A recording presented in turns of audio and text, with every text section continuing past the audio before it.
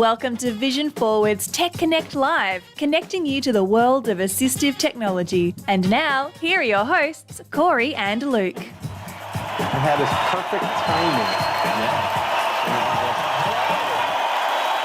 Yeah. This is perfect timing Ballard. Oh no, your perfect timing Ballard. Yes, that is correct. Yeah, and I am bad timing Luke. That nice sounds to see good. you on the show today.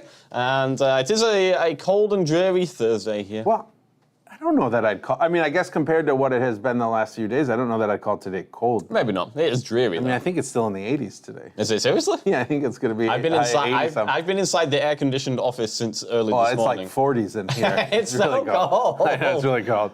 I literally want to put a hat on. That's how cold I am. My son started school this week, and they don't have air conditioning in the school. And it was Seriously? Oh yeah, and this was like the hottest. Well, I don't know that it was the hottest week of the summer, but it was very hot. Darn tootin' hot. Yeah. Yeah, it's a bit weird how that happened. It's been a very mild summer. Yeah. How is everybody's summer going? Please put it in the chat. We would love to know if you've been having a heat wave or have you been having a nice cool heat week? Wave. Tropical heat wave. I never heard this song before, but it sounds good. Oh, wow. Okay. Yeah. The only song that I know Put is... in the comments, do you know Tropical Heat Wave? Yeah. Or Margaritaville. That's the only song that I know. You didn't know that before our video. Before the video. Well, I hope everybody is doing well today, and we are doing pretty good. And today we have a special guest who's going to be telling us all about an exciting new wearable. But before we get into that, Corey, I believe you have a joke to tell us. Now, this was a joke that you yourself created, I believe. No, I did not create this. Okay. No. Unless everyone laughs and thinks it's great. Yeah, in which case... No, and it's not even so much a joke. I just found it really... Do you know, sometimes you hear something that just totally hits you and it's like funny, but then nobody else really finds it to be funny. Have you had that before? All the time. Okay. Yeah. This is one of them that to me, like when I first heard it, I was totally cracking up, and nobody I've told really reacts the same way. Now, you told me this joke, did. and I liked it, but now I can't remember it, so I'm excited to hear it. Yes, I don't know if you know this, but I have a horse named Mayo. You do? Yep, and sometimes mayonnaise. Very good. I don't know, something about it just made me laugh. It's a good one. Yeah. Where did you hear that in the first place? I think it was some YouTube short that was a dad telling dad jokes, and the challenge was not to laugh at the dad joke. Did he succeed? No, that one made me laugh. That one made me laugh. You know, it's unfortunate that this whole dad joke thing. Yeah. It's unfortunate because I realize now that every single joke that I tell is considered a dad joke. That's and I'm fair. not even a father. I mean, how did this happen? I have no idea. Well, Just getting old? yeah, yeah. I think I've told dad jokes my entire life, though. That's the sad thing about it. Well, maybe an old soul. Yeah, maybe so. Jonathan, you have something to tell us. Right. Well, in addition to our guest, we do have some commenters already. Wendy Prucha is also welcoming us. The morning, she's loving the cooler weather. Okay. Hot and muggy weather is not for her. No, let's do that. I Wendy, agree. are you in Wisconsin? That's what I would want to know. Oh, good question. And then there's also Spencer Peterson, who's proposing a better joke, but then he didn't type anything, and then he Maybe typed, that is the joke. Well, that is the joke. He typed like asterisks around silence. Oh, so are you saying silence is better than the joke I told? I don't know. Shots fired. Yeah, I probably won't disagree. Yeah, I would like to vote in the chat, please. Who thinks silence is a superior joke to Corey's For my horse joke? mayonnaise. Yeah. I do have to vote for Corey's joke because I think it's pretty dumb. Although it would be better if you came up with it yourself. But even with it being somebody else's joke, it's still probably superior than silence. Yes. Notice I say probably. I would like to say definitively. We'll see what the chat says. Okay. All right, well, without further ado, Corey, Yes. on this show before, we have talked about the eSight, We have. and we have What version of we've had eSight at Vision Forward for many years. Yes. Did we have? Yeah, I guess we had Generation 1. Well, I think don't know we- because I wasn't here. You weren't here, but I think we've had every one. Okay, so you had Generation... Well, I don't know. Maybe you had Generation 2 because I feel like Generation 1 was a bit weird. I'm not sure And maybe whether that was like a full release one or not. yeah. Maybe our guest can tell us. But anyway, so we definitely had version 3. We've had it for while many I was years. here. Yes, We had and version 4 Yep. while I was here. And now they have a whole new version, Corey. Yes. eSight Go. which we have ordered. Which we have just ordered, not here but we yet. haven't received yet. Yeah. But luckily for us, we have a knowledgeable guest who's going to tell us all about it, all the way from eSight. I would like to introduce Jeanette. Hello, Jeanette. Hello, hi. How are you doing? I'm very well, thanks. How are you? We are doing well. Thank you very much for coming on the show. It's nice. Before we move on, Yes. I would like Jeanette's vote on the silence versus mayonnaise. Well, Okay. please cast your vote, and I promise we will not disconnect you. That's a big Might promise. mute you, but no, I'm just kidding. Okay, so yes, just to recap the joke, Corey, please. I have a horse Yeah. named Mayo, Yeah. and sometimes mayonnaise. Okay, Jeanette, how did you like the joke? I think I'm going to give it a 6 out of 10. Oh, that's not bad. Well, That's above average. although, what do you give silence? An 8 out of 10? Because then maybe it's not so good. But Well, Corey, silence is golden, so... that's true. Yeah. All right, well, Jeanette, thank you very much for joining us. I see that you are wearing your eSight to go at the moment. I am indeed. Yes, very nice. It's very portable, Yes. very easy to wear. Yes. Yeah. And that is one of the advantages, and we'll obviously be getting into this, but that is one of the advantages. And I know eSight have been making an effort to make their devices smaller, definitely than the original one, which was a bit of a beast, a large headset that had a wire going to a very large battery and control panel. And definitely things have slimmed down since then. But before we get into that, Jeanette, I would like to hear a little bit about yourself, if you don't mind. So maybe you could tell us about your vision impairment, about your use of the eSight, and any interesting personal tidbits. Absolutely, of course. So my name is Jeanette. Thank you so much. Born in England, but been over in the States for well over 15 years. So I'm definitely a Franco US person now as well. Nice. And I was born with a rare eye condition called Peter's Anomaly, which principally affects the cornea, and it causes scarring of the cornea and lots of other little things that are quite exciting. But I've always had a little bit of sight, a little bit of useful vision. I've dealt with a lot of different technology in my life, dealing with vision impairment. I've actually even learned Braille in my life. Typically used things like CCTVs, handheld magnifiers, electronic equipment to access, printed material, or I've used maybe screen readers for iPhones and Macs and things like that.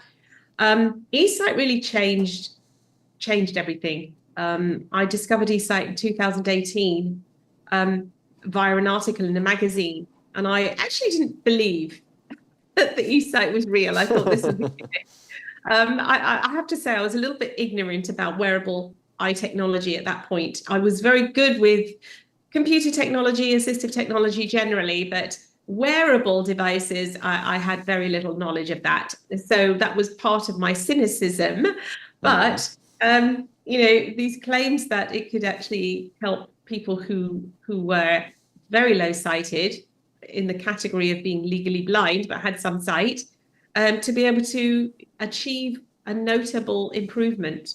So I had to pop along to a place that was demonstrating the device at that point and find out for myself whether this was true.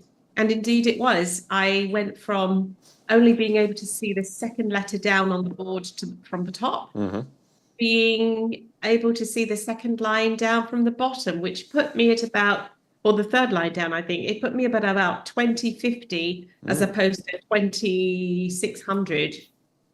And Very nice. Very significant improvement. And what I really love about eSight is that, it's portable. So you don't have to be thinking about taking your mail somewhere where you can set up a piece of equipment, or you have to get out a handheld magnifier, or if you want to read some equipment in the house, like a dishwasher that has no tactile information, it's all on an electronic panel. You can pop on your glasses just like anybody else and read.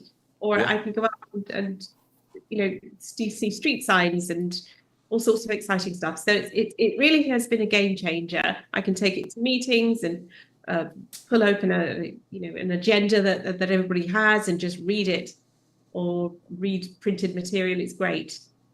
Yeah, that's really good to hear. So you said without correction, you are about 2600. My vision fluctuates, to be honest with you. Sure. It can go between 2400 and 2700. I've had 2300 on a really good day. Right. But yeah, most of the time it does fluctuate. So yeah, I definitely, I would say I can on a normal day I can be sort of between 500 and 600, 2600, something like that, and Okay. this corrects it beautifully. I mean, I'm sitting in front of a laptop right now, Uh-huh. Book Pro, and I can see it very well. So Yeah, excellent. Yeah, and I usually say the wearables work best within the range of 2200 to 2800. I feel like anything lower than 2800, you know, it's not necessarily going to give you the improvement that you would want, and anything better than 2200, you're going to see the kind of the pixelization of the image, you know, or the fact that it's being seen through a video screen might put you off. Would you say that's about right with what eSight would recommend? I would, yeah. eSight definitely has their sweet spots between 2200 and maybe 2700, as you said, even up to 2800. Yeah. It really depends on the eye condition as well, because as we all know, you know, the visual pathways between the eyes and the brain, it kind of, you know, there's a lot of filling in that goes on as well. Sure. So while some people, you know, at 2300 may find that, you know, the device doesn't necessarily always help them because they've got a specific type of eye condition. Mm-hmm. Others with a visual impairment up to 26, 27, 2800 may find the opposite. Yeah. And there's a lot of variation on the spectrum. So it's a good guideline, but I wouldn't say that it's set in stone. Yes, no, that's a really good point, and it's really interesting how people with the same eye condition and who are the same visual acuity can respond so differently to wearable devices in particular. And you know, each person's vision loss is very individual, not only in kind of the patterns that it might present, but also in the way that they are interpreting their vision loss psychologically, and also their expectations for, you know, an assistive technology device. So there's all sorts of things that go into how successful a person might be with a device like eSight, which is why Corey and I always advocate for trying the device out for yourself, because that's the only way you're really going to know if it works. I mean, sometimes when we make our videos and stuff and get the word out on these devices, I'm always somewhat leery. Even this morning, you got a phone call about a specific wearable. Yeah. And the first question's like, what's your thoughts? Yeah. Well, it's like, well, I mean, sure, we can have some generic thoughts of build quality or something like that, but at the end of the day, it really comes down to how you respond to the device and how important it is, to try it out. Yeah. Now, Jeanette, you had mentioned that your vision loss was being caused by, I think you said, Peter's anomaly. Is that correct? Yeah. Yes. Excellent. I've worked in the field for almost 15 years. I've never heard of this before, so excuse my ignorance, but this is a condition that you are born with where there is damage to the cornea. Is that the situation? Yeah, pretty much. Okay. It is rare. It is rare, which is why you wouldn't have necessarily heard of it. I can't really quote the number of people that have it throughout the world, but it is rare, and it's basically congenital, which means, for those who don't understand that term, it means that it's there kind of before birth. And it is a result of a malformation of the eye. So the cornea is affected, the anterior chamber is affected.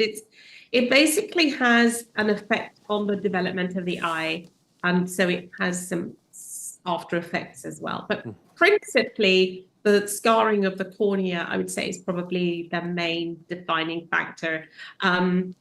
If anybody is medically inclined, you know, you probably find information about Peter's anomaly in pediatric ophthalmology books. And is this Peter like P-E-T-E-R? Is it like a Pieter with a P-I-E-T-E-R? What's the situation?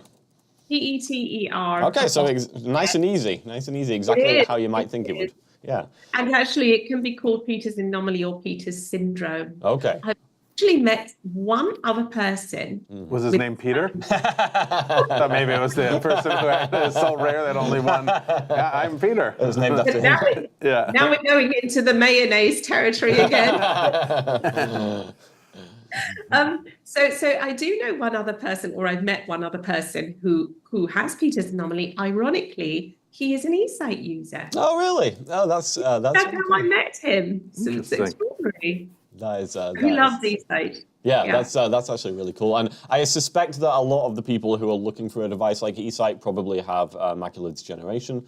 And, so generally these devices do work best for people with central vision loss. I mean, there are certainly a lot of different types of eye disease out there. And again, it's something worth trying for yourself if you're not sure if it might be something that would benefit you.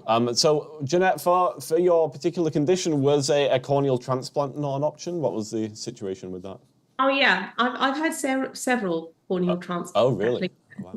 Because of the environment of the eye, it is rather complicated. Yeah.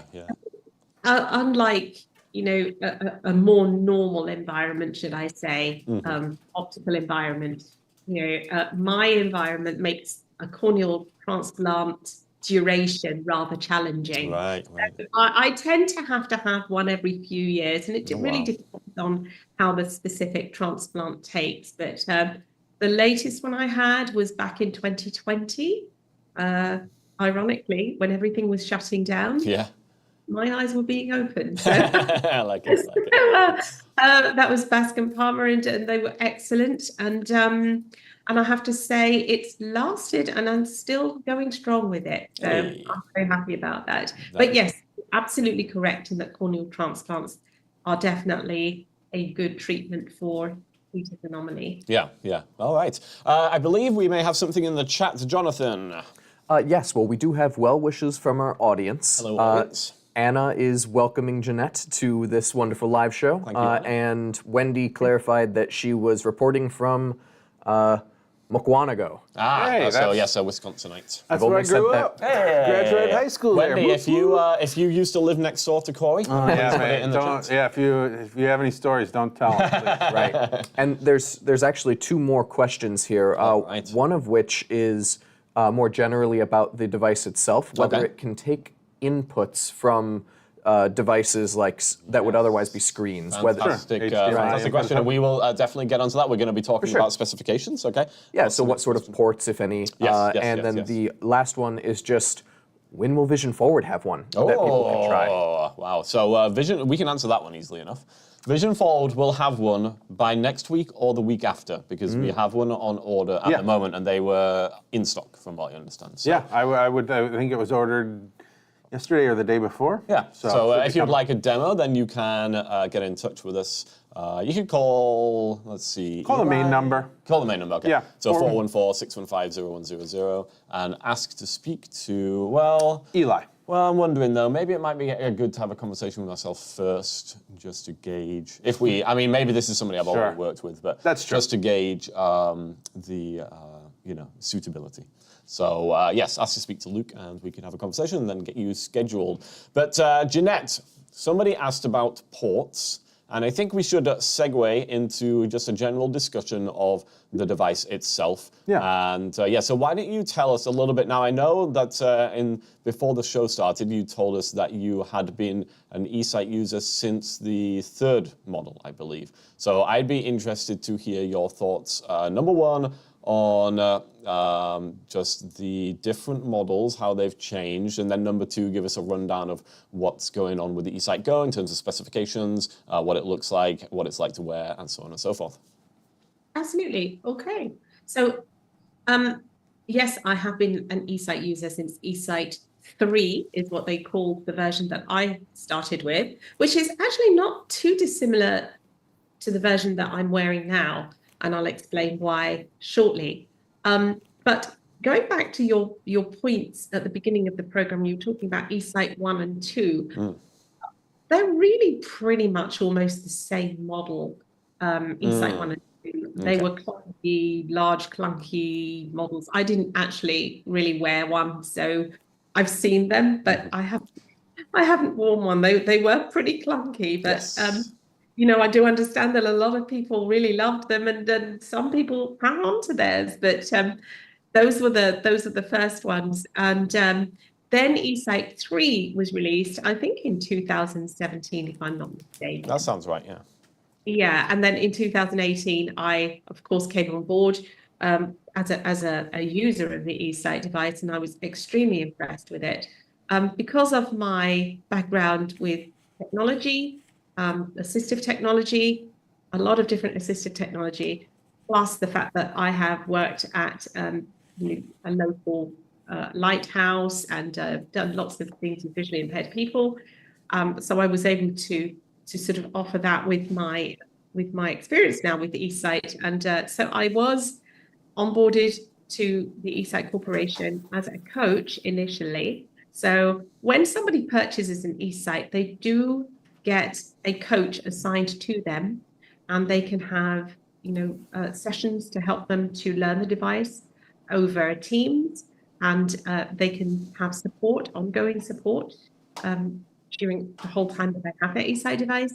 So they do get a lot of one-on-one help and training, assistance with eSight. And that was one of the things that I used to do, especially with French people, because I speak fluent French. And I showed people initially the eSight 3. Now, the eSight 3 was small. It did have a handheld, what we called a controller, that was connected to the eSight via a cable, an interconnect cable. And there was a little strap that went across the front of the forehead, which tended to hold the screens up. And then there was another strap that went around the back of the head just to reinforce the stability of the eSight device. Yes. And you were able to actually tilt the screens up and tilt them down. It was called biopic tilt. Yes. It was one of those technologies that was very interesting, because it almost becomes like a bifocal when you do that. So that was a lovely device. Some people found it a little uncomfortable on the nose, but it was a lovely device. And then came along eSight 4. I'm sort of skimming through this because, we're going to get to the exciting eSight Go. But eSight 4 was a larger device, and it was worn on the head like a halo. It had a halo, which was kind of like a hat with a hole in it, like a donut. And then in the front of it, you had the screens that came over. And it had a battery that would sit in the back of the head unit. So it would sit in the back. And then you could tilt the eSight up and down like you could with the eSight 3. It had that bioptic tilt. Of course, it had all of the features that eSight 3 had: zoom, contrast, color filters, freeze and unfreeze, so you could freeze an image and unfreeze it if you had like Stargardt's or macular degeneration, as you mentioned earlier. People with those blind spots can sort of freeze an image and look around the image. Yes, very cool. They can get the detail that they would otherwise miss with those blind spots. So eSight 4 had that as well. And it had some other features as well, like the ability to take photographs and video and things like that. But it was a very, very large device. So really, I used to use mine as a stationary device more than anything, although it was portable in that you could wear it wirelessly and you could walk around with it, but it was a large device. The eSight Go, moving on, is a little bit like the eSight 3 in that it's very small. It looks almost like a thick pair of sunglasses for those who can't see what it looks like. And the screens have the ability to inbuild an RX prescription. So if somebody has an RX prescription, they don't actually have to wear a pair of glasses underneath the eSight, because the screens contain actual lenses inside of them. Excellent. Which can be made up by Gentex to create your RX prescription for you. So you only have to have the actual eSight Go on. It's got, on both arms of the eSight Go, you've got controls, flat controls, and you also have a USB port. So to answer the lady's question earlier about USB ports, yes, there is a USB port on the eSight, and you have a little neck battery that I'm actually showing the camera. It's a small neck battery. It's almost like a horseshoe. It's a semi-circular, slightly squarish on the back of it, and it just hangs around the neck very nicely. It's very neat, very small, very discreet, and it connects via a small USB cable to the headset, to the arms, should I say, because it's not really a headset as such. And this gives you a very, very good amount of power. You could use this consistently, I'm going to say, for at least 3 hours. Although, because the eSight can be put on standby very quickly, just by pressing the power button rapidly, just quickly, just once, you could keep this thing on standby for days, actually, and then just wake it up literally by pressing the button very quickly, and you're up and going again. So that's a wonderful thing about the eSight Go. It also boots up very, very quickly, so you don't have to wait for very long. And it has the features that eSight users are used to: zoom, contrast, color filters, tilt. And it also has, actually, talking of tilt, you no longer have to physically lift the eSight up and down in order to combine your natural vision with the enhanced vision of. You can now actually press a button and the camera will tilt to various degrees by just pressing the up and down buttons, which is really cool. That is cool. Yeah, it is very cool. So a few days ago, I was writing a check and I actually didn't have to really put my head down. I could actually tilt it down to where I wanted, and there it was in front of me. I've got to stop you there, because that's really cool. I mean, one of the things with wearing something like this on your head is it does obviously add additional weight to your head, and so you don't want to cause yourself any neck injuries. And so, yeah, I mean, if you're spending time kind of looking down at things, you could see how you could get neck strain. But yeah, the fact that you can tilt the camera like that, and also I think that's a unique feature. I don't remember seeing that on any other wearable that I've tried. So that's super clever. So you can go from tilting down to forward to looking up. Is that kind of the range that you have? Right, exactly. So it actually defaults to a position where it's kind of looking forward, but I would say it's looking up slightly in its normal position. So you can tilt it up and down. In fact, if I turn the volume up, I wonder if I can show you. I'm going to turn the volume up for a moment. All right. There we go. All right, I'm going to.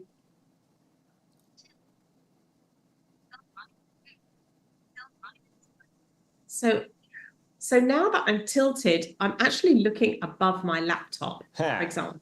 Nice. I'm actually looking straight ahead, as you can see. Yes. Actually, my camera is looking above the laptop. So now I'm going to start to tilt down, and it's still looking a little above it, but it's getting there. And now my laptop, which is below me, is right in front of mine. Okay, so how many down to -4, so it's really very versatile. How many degrees are we talking? Are we talking like -10 to +10? What's the range? Oh, I wish I knew, honestly. Okay. That's okay. But it's excellent. And then you can go back to zoom, and you can zoom up to whatever you want, up to 24 times. Yes, which is best in class, I think. I don't think anything zooms as much as that. Right. So, yeah. Right. And it's so clear. It's so clear, guys. It's great. It's nice and bright, and you can adjust the brightness. You can adjust the contrast. Like I said, you've got a menu where you can adjust various things, and then you've got contrast. You've got, like I said, color filters. So you've almost got like a CCTV on your head. And you mentioned weight earlier. Well, the weight on this is actually minimal compared to our other devices. Yes, I believe Jonathan looked at the stats. Jonathan, do you remember what the weight differential was between the previous model and this one? I do. The eSight 4 was about 500 grams. Okay. And the eSight Go, they advertise as 170 grams. Okay, so significantly lighter. And part of that is because the battery has been offloaded to the neck, so you don't have it in the back of the headset anymore. So I'm sure that makes a big difference. The neck battery is tiny. It's very small, 2 small little metal bars that go around your collarbone, basically. They sit on each collarbone very, very comfortably. Yes. And then you have a little lanyard that goes around the back of the head, and you can tighten and loosen it, just to give a little bit of extra security. Yes, that makes sense. After extensive use, hour and a half, 2 hours of use, does the battery pack stay pretty cool to the touch around your neck, or do you start to feel some heat? No, it's barely warm. Okay. And I've been using it for a long time. Same with the eSight device. It's barely warm. Barely warm. That's so good.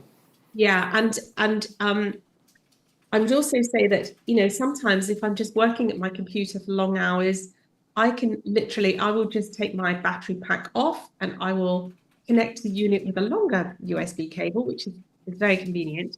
I'll plug it into my power supply. Okay, Well, that makes sense. Yeah. Sure. And just leave it like that. And again, if I put it on standby and leave it there even for a day or 2 days or 3 days, I can just wake it up and it will wake up exactly where I left it.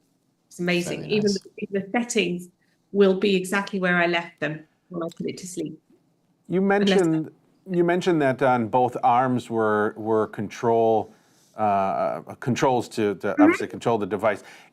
Are the controls mirrored on both sides, and is that the primary and only way to control the device? Do they have a wireless controller still, or is it just on the arms? Actually, we do have the left arm, the control on the left arm, the only control that's there is the power button. Okay. So that power button turns the device up, turns the device off, puts it to sleep, wakes it up. That's what it does. On the right arm now, starting from the area closest to the back of the head, I'm going to say closest to your temple, we have the menu, which again, obviously you go to the menu, you can change the settings, you can check connectivity because it can connect Wi-Fi and that sort of thing. That's the menu. And then in front of that, you've got a rocker switch. So it actually feels like two small buttons, but they are a rocker with the front and a back portion of that rocker. And that is your variable button. So that's where you would increase or decrease whatever mode you're on. So you could increase the zoom or decrease the zoom by pressing the front of it or the back. And same with tilt, same with contrast, and so forth. That's your changeable area. And then at the very front, closest to the forehead, you have another button. And these are all flat, small, discrete buttons. And the one in the front is your mode switcher, so that will switch between contrast, color filters, there we go, volume, and of course I'm going to turn mine down, but then you've got tilt and zoom. So, you've got those modes as well. Sure. That sounds very easy to operate, which is always important with this type of device. Yeah. I have a couple of questions here, Jeanette. We don't have a ton of time, and I want to get to some of the comments too, but I have a couple of questions before that. Question number one, you had mentioned a USB input. So can you send video over USB? Because previous models have had a mini HDMI or micro HDMI input. Can we send video directly into the eSight Go? As far as I know, that is not possible at the moment. Okay. But the good thing about eSight Go and the operating system is that there are many, many improvements and many, many features that can be added with updates. So that is why this platform is such an excellent platform. Yeah, and that's something that you see a lot these days with software updates. So I would assume the USB port is for the power, runs to the battery. It sounded like there was two USB ports. Are there two USBs on there, Jeanette, or is just the one? I think there's only the one. Okay, I had misunderstood what you said. And then, Something, but I think there's only the one. Okay. And that USB port is principally for power. Yes, for the battery, yeah. You can probably connect it to your computer as well. Okay. But I haven't really explored it all, to be honest with you, but I think there are other uses that you could possibly go into that, and there will be, I'm sure, in the future as well. Okay. Corey, did you have something I'm just curious. Yeah, well, no, I was just, do some of the other newer wearables, are they also ditching the HDMI input? I'm trying to think if I the don't think 2. any of the wearables had an HDMI input on them. No? No. There was a USB-C port on the Iris Vision. Okay. Yeah, yes, eSight 4, I think, had an HDMI. Yeah, eSight 4 did. eSight 3 did as well. Yes, but okay. Anyways. That was one of the questions. And then the other question that I had was bioptic tilt has always been a feature, but with the eSight Go, I'm guessing bioptic tilt is not a thing anymore? Absolutely. It's been replaced by the digital tilt. Okay, that's what I was wondering, yeah.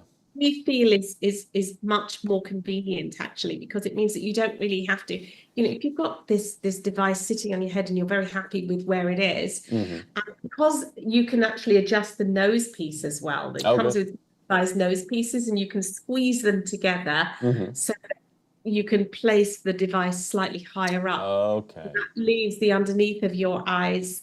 You can use any existing natural vision that you've got to look underneath, but also then got the digital tilt as well, which again that replaces the need to actually physically move. Although I thought wasn't the biopic one of the benefits that it made it easier, obviously, to kind of pull it up and then walk around? Yeah, so it looks like what you have here is the ability to adjust the nose pads, so you can move the device further away from the eyes, and then you can see underneath it as you're walking. Exactly. You can absolutely do that. Yeah. Because the eSight's so small, you can even just loosen the lanyard and just pull the eSight up, wear it over the head if you wanted to, like that as well, like you would a pair of sunglasses, or just let it hang around your neck as well. Exactly, yeah. Okay. Yeah, and to be honest with you, I mean, raising the headset above your line of vision, and so you can look underneath it to walk, or in this case, hanging it around your neck. I mean, it's basically the same thing. You're just getting the screens out of the way because you don't want to look into the screens while you're walking. So, I mean, it doesn't really matter. In some cases, having it down on your neck is probably better because you're not blocking above. That's very true. But anyway. Those tree branches coming to get you. You'll be able to see them. That's what I like to do. And as you can see, it's hanging around my neck. And, if I just want to pop it back on again and just tighten the thing, there it is. I've done. Yes, and not a big deal. So easy. And at the end of the day, when you've finished using it, it's just like a normal pair of glasses in that it has the arms that you can just fold up. Sure. Yeah. Fold the arms up, put it away in a purse or in a pocket, and it's pretty convenient. Well, hopefully people won't do what I do with my glasses, which is take them off and then accidentally sit on them. So that's a common problem. It might not be bad for business, though. I guess. That's true. Yeah, this is small enough to make that mistake, so do be careful. Yeah, do be careful, exactly. The warning has been issued. All right, Jonathan, from the chat, please. Yeah, many of our audience members are currently on the waiting list. Oh, very nice. Brent Parker, quite excited about it. I'm not sure how long that waiting list is, but I hope that we can add to it. And that's something that I do want to talk about, but let's get on to that. Yeah, and we had a question as to, this is from Ken O. They remember using a device, they can't remember if it was a previous version of the eSight, but the colors were not very intense or not very, had low color fidelity. Okay, so it's like a lower saturation. Right, I guess if she could address any of those concerns people have in terms of, well, how is the display actually translating? Yeah, that's a good question. So, Jeanette, I don't know if you've ever tried the Iris Vision Live, but the colors on there are a little saturated and people tend to like that. And I know you mentioned eSight Go has got the contrast option as well. So how do you find the colors?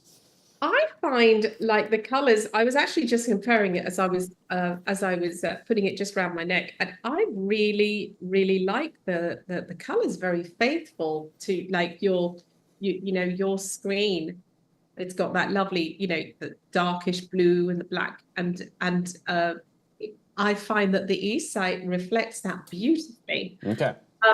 It can depend though. If you set the brightness really, really high, that's going to obviously change it slightly because of the kind of exposures. So I would say that it depends on what you're looking at, but generally speaking, I really like the color reflection of this eSight device. Would you say it's quite naturalistic? Is it portraying the colors as they would be in the room, or is it kind of hyping them a little bit to make them translate better?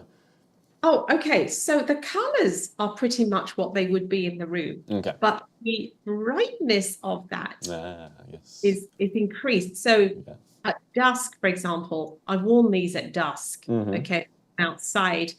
and it makes it look like it's afternoon, not dusk. Yeah, and that's actually, I'm glad you brought that up, because one of the questions I do get fairly regularly is, how does this headset work in low light conditions? You know, there are certain eye diseases which are going to mean that your night vision is reduced, and so people have an interest in this type of device for increasing that. So from what I'm hearing you say here, then it seems like there is definitely some beneficial brightness enhancement in dimmer light conditions. Yes, and for those who are light sensitive, for example, you can dim the brightness down. I mean, the brightness goes up to 100 or down to like 5 or 0 even. Zero. Brightness. I mean, not that you'd want that, but it does. It pretty much, you've got automatic brightness as well, where it will change according to the environment that you're in. Yeah. Or you can make it manual as well. In the menu, you can set it to manual and set it to what you want. And it will still adjust very, very slightly, but not to the extent that it would if it was on auto. I want to meet the person who buys an eSight Go and sets the screen brightness to 0. I want to meet that person. We only have a few minutes here, but Jonathan from the chat, please. Yes, this one is actually about some of the company infrastructure around the device. Yes. Anna from our comments is asking if the eSight Go connects and is compatible with the eSight app, similar to how the eSight 4 had connections and you could Yes. Is it the same deal? All right, so let's answer that question first, I think. So eSight 4 had a nifty little app that you could use to control the device, as well as share your phone screen. And I think the camera from the headset could be shared to the phone as well, so you could do it both ways. Is there anything similar with the eSight Go here? There is an eSight Go app. Yay! Absolutely. And I do know that just like the eSight 4, you have a remote control on the app good. that you can use with it, which is wonderful. Yeah, that's a neat feature. I always thought that was really clever with the eSight 4. Okay, and then, so what's the, because I'm also interested in this. So eSight is a Canadian company, and they came out, they kind of revitalized the wearable market. There had been wearables before, but they came out with what we might consider the first modern unit, although if you look at it now, it's it's a bit of a dinosaur. But yeah, I mean, there's been constant innovation in the space since then. But now eSight is part of Gentex Corporation. So what's the situation? Who are Gentex, and what's their relationship with eSight? Okay, so eSight, which was based in Canada, as you said, it was called eSight Corporation. However, in November last year, our strategic partner, Gentex Corporation, acquired eSight. And so eSight is no longer eSight Corporation. That doesn't exist anymore. Okay, so we're now based in Zeeland, in Michigan, and we are part of Gentex. And this particular area is called eSight by Gentex. So we still retain the eSight, but it is eSight by Gentex, and we're part of a very large, technologically advanced corporation that deals with a lot of different technology. And eSight is the latest innovative medical device now, and so it's very exciting to be part of something large that's been the company has been in operation for 50 years. Actually, it was 50 years anniversary this year. So there's a very solid infrastructure behind eSight, and of course this by implication would tell you that there's going to be many other versions of eSight in the future with very advanced technology. So you can be very excited to watch this space. Yeah, I mean, certainly being part of a larger company, you would hope that that will give you a bit of financial backing and security so that further development can be done. So maybe the best is yet to come. So, you mentioned earlier too, and we wanted to make sure that if individuals that are interested in purchasing the device, I believe you said there was a potential trade-in opportunity for those that had previous eSight models? Yes, for those who are eSight owners already and eSight users already, we do have a program, and it's not really a trade-in program because we don't ask for the old model to be returned. Sure. So you keep it in a drawer or use it alongside, whatever you like. But we do offer a discount if you come to eSight to Gentex to purchase your eSight. In other words, if you call us and you want to do a home trial. And that's for new users can also have a home trial. They can try eSight in their own home. And, and for upgraders, we call them upgraders, people who are existing eSight users who want to maybe try a new eSight, buy the new eSight, you will actually get a discount because of your previous ownership of eSight. Very cool. Very nice. And I believe that you also said if you get a referral from your doctor, then there is also discounts to be had. Is that correct? Yes, certainly with the home trial. If somebody wants a home trial, normally there's a cost associated with it. If you get a referral from your doctor, or if you're an upgrader as well, that fee is waived. Cool. Excellent. And I'm not sure. I think there may be a discount for those who get referrals from their doctors as well if they go ahead and purchase anything. Okay. And for those living in the around the Milwaukee, Wisconsin area, you can always come to Vision Forward for a free tech demo or free wearable demo. We will provide free of charge time for you to come on in, try out the wearables, find out which one works best. You know what, Isaac, eSight Go. why not, if you're in a different state, why not take a little vacation to the Wisconsin area, come and visit us? We will even allow you to come on Tech Connect Live if you arrange it to be here on a Thursday. We'll have you come on live. I'm concerned about what we're setting ourselves up for here.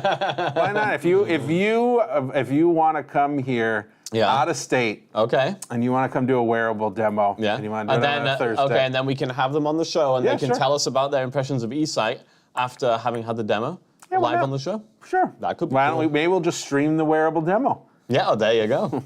All right, I like it. Jeanette, I feel like we could keep on talking for a very long time, but sadly we are out of time here, and so we will have to bid you adieu. But before we do you have any closing remarks that you would like to make? Maybe you would like to give us your email address so people could contact you or anything else like that.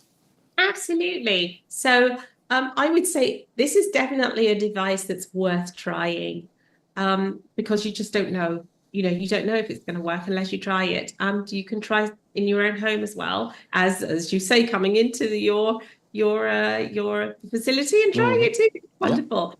So if you want to contact us, you can do so at 855-837-4448.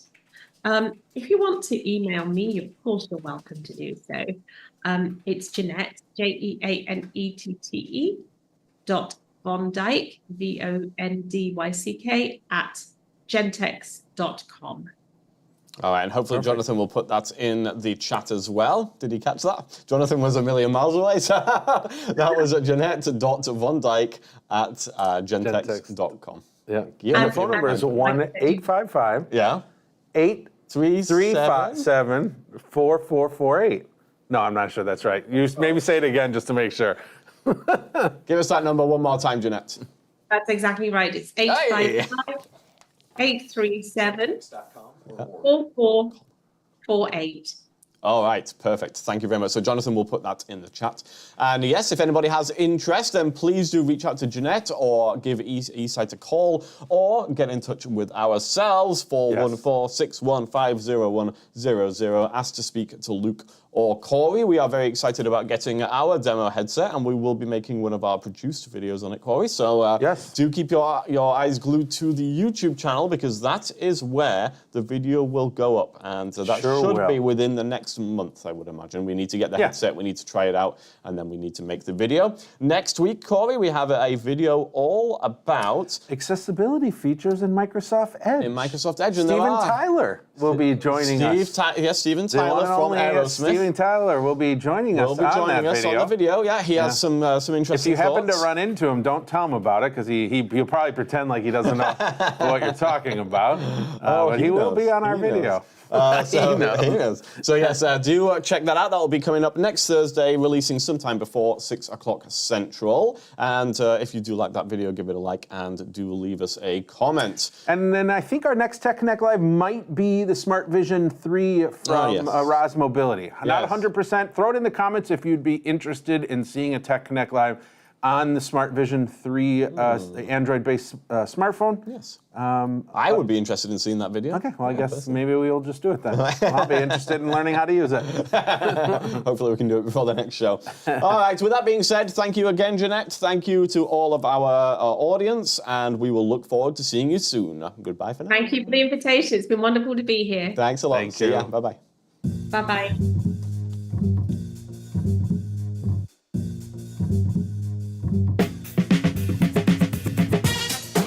Thanks for joining us for another Tech Connect Live. If you enjoyed Corey and Luke's antics, be sure to join us next time. For all things Tech Connect, go to vision-forward.org/techconnect.